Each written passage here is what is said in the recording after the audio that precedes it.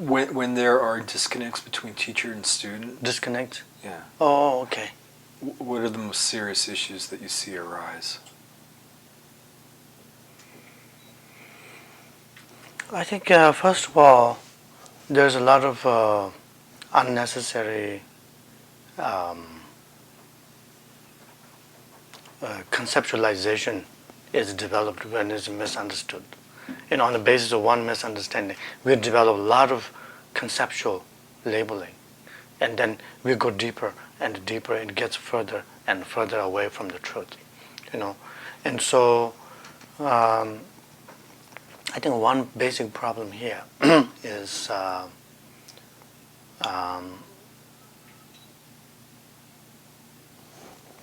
there's a fundamental problem is a loss of trust, confidence, and loss of loving relationship, spiritual relationship. And these two are fundamental loss and big impact. and so therefore, to develop the trust or confidence again, becomes very difficult, whether it is a teacher or a student, who have lost the confidence. Okay. So I would say the greatest impact is losing trust. Okay. What are the situations that would lead to these sorts of misunderstandings? So the real question is, it's like, what can people do to recognize potential situations in advance that could get them in trouble or lead to the negative consequences of lack of trust being breached or confidence being undermined? It's interesting because that's really interesting question. Sometimes it happens in a big event. Most of the times it happens as a small build-up.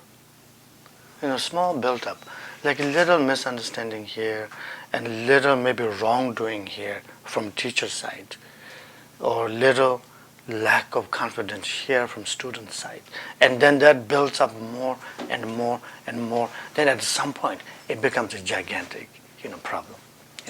So in my view, one thing we really need to be careful is little things, mindful about that.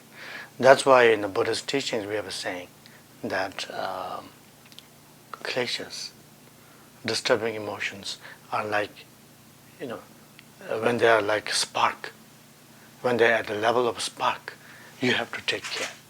You have to put it out. If you don't pay attention that time, then spark will develop into a small flame. Small flame will develop into a big fire, and then it can burn the whole mountain, right?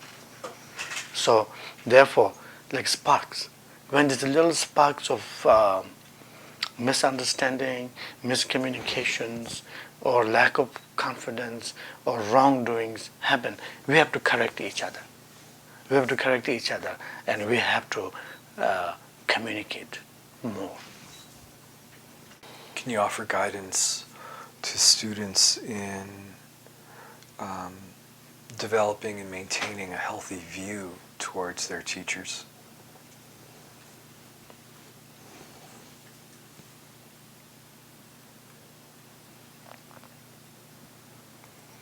Yes. It is very important first to analyze your teacher, investigate. If that teacher is really the right teacher for you or not. Does that person really speak to you or not? Very important, to see this kind of heart connection or communication. First. Second, you must investigate if that teacher possesses the qualities of Dharma that you are looking for. If the teacher possesses the quality of qualities of the teacher, qualifications, we should investigate. And if you don't know what are the qualifications or the qualities of teacher, read, such as Buddhist Ethics from Treasure of Knowledge by Dzogchen Ponlop the Great. And it describes about the three Yana teachers, Hinayana teacher, Mahayana teacher, Vajrayana teacher. Read these qualifications and see if this teacher you're looking for does possess that quality or not. And once you have these two, done these two analysis, investigations, then you have to make your decision. And then, on the basis of that decision, when you progress along with your relationship with the teacher, don't rush. Don't rush to conclusion saying, this is my guru.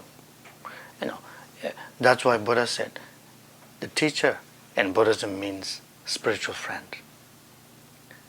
What does spiritual friend mean? It's person-to-person friendship. We need to develop that friendship. We need to know your teacher. We need to know our teacher. Our teacher needs to know us. Otherwise, how can you be a spiritual friend? If you don't know each other, how can you be friends? So you got to know each other. So develop this kind of friendship first, and then go deeper. This will lead you deeper naturally, At some point, the friendship becomes much more intimate and much more, intimate in a spiritual sense. And it becomes much more, a deeper level of trust will develop. And then you can say, this person is my best friend, right? Like in school, like you have your best friends in college. Same thing. How does it happen? You go through many things together, hardships, good times and bad times, then you can trust this person. Like I was talking about 16 Karmapa, you can trust him. And so therefore, once you have developed this sense of trust between each other, with some spiritual friendship growing, then yes, you can say, your guru.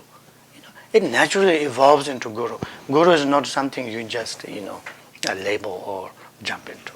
So therefore, don't rush, take it easy, develop this friendship.